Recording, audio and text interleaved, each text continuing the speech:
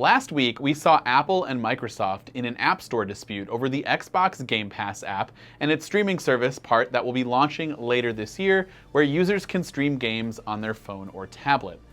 This week, Apple yet again finds itself in another battle, this time with Epic Games, who just hours after the company introduced a new direct payment option for its game Fortnite that skirts Apple's in-app purchase rules, Apple pulled the plug on the Fortnite app and removed it from the App Store. Users could purchase 1,000 V-Bucks, which usually goes for $9.99 through Apple's in-app purchase system, or you can spend $7.99 by purchasing directly from Epic Games. At the time this all went down, it wasn't really clear if Epic Games had some kind of special permission from Apple to introduce such a feature, as it is a pretty clear violation of Apple's App Store rules, whether you like those rules or not, about in-app purchases. But given that the app has now been pulled from the App Store, it appears that Epic Games willingly violated Apple's requirements by offering the direct payment plan. Of course, Epic Games decided to pursue legal action, and they filed a lawsuit against Apple.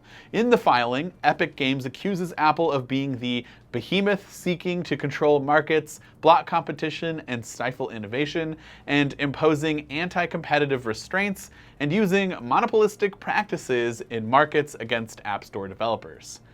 Epic Games even released a short video targeting Apple in what appears to be a riff on Apple's famous 1984 ad. And if you want to check that ad out, you can click the article in the link in the description down below. The story doesn't just stop here with Apple, though. Just hours after Apple removed Fortnite from the App Store, Google also pulled the game from its Google Play Store. Epic made the same in-app changes in the Google version of the app that made it possible for users to buy V-Bucks directly from Epic Games, bypassing Google's in-app purchase system.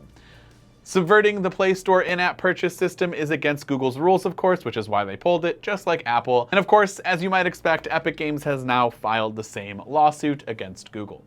I would love to know your thoughts about all of this in the comments down below. It's kind of a mess and things are ongoing, so maybe next week we'll have more updates as to what's happening with the very, very popular game Fortnite. But as of right now, it is no longer on the App Store and on the Google Play Store. So would love to know your thoughts about Apple pulling the game in the comments down below.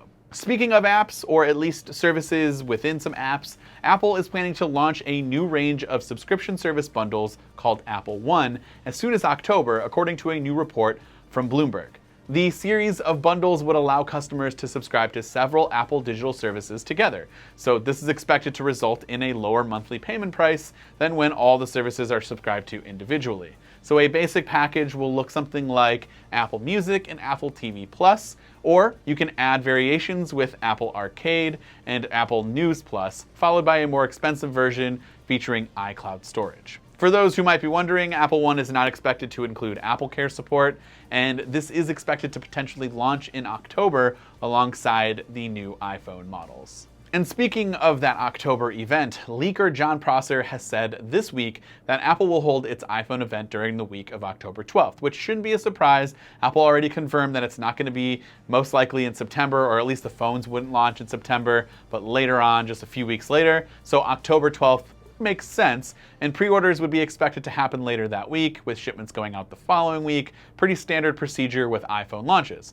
Perhaps what's the most interesting about this information that John Prosser gave us on his Twitter is that he said the Apple Watch and an unspecified iPad will be announced via a press release during the week of September 7th.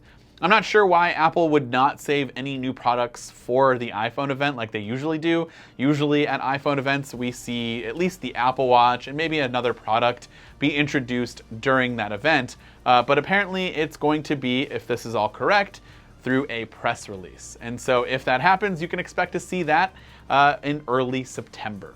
One quick note about the upcoming iPhones. Last week we saw a report that Apple camera lens supplier Genius Electronic Optical discovered issues with cracked coatings on the wide-angle camera lens that will be implemented into the 5.4-inch and 6.1-inch iPhone 12 models. But analyst Ming-Chi Kuo has noted that this issue is unlikely to have an impact on the iPhone 12 shipping schedule, and that production is still running without issues.